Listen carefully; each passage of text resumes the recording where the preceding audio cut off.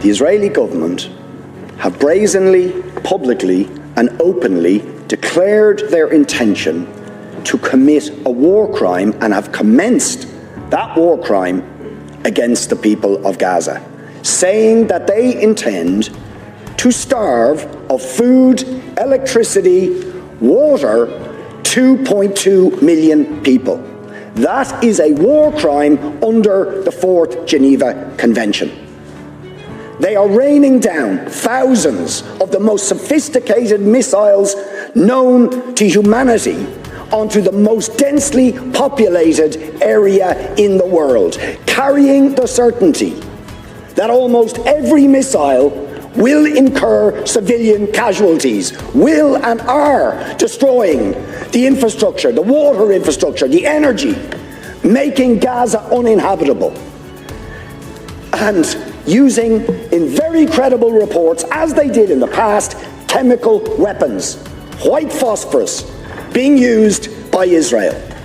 And you try to suggest there is some symmetry, some equivalence between the actions of Hamas and what Israel has been doing to the Palestinians for decades.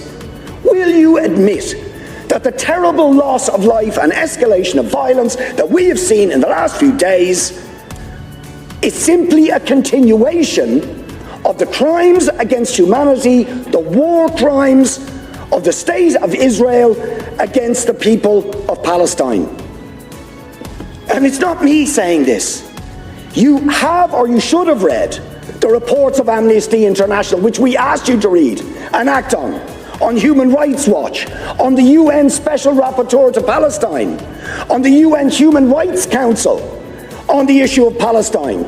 Do you know that the Israeli state will not even allow the UN Rapporteur on Palestine into the occupied territories, or the UN Human Rights Council in, because they know that they will bear witness to the ongoing ethnic cleansing, the ongoing illegal annexation of territory, the ongoing arbitrary detention of Palestinians without trial, the impunity when they assassinate a journalist like Shireen Abu Akleh. No justice, no sanctions. What do we actually get? The head of the most powerful state in the world, while Israel is threatening to commit war crimes against Israel, says we're going to give them more weapons and arms. We support them absolutely. So will you admit that the ultimate responsibility for the terrible, and every single loss of life is terrible, but is the failure of the United States, of the European Union, of the Western powers to hold to account Israel for ongoing, decades-long ethnic cleansing, war crimes, crimes against humanity, the denial of the most basic rights to the Palestinian people? 抖音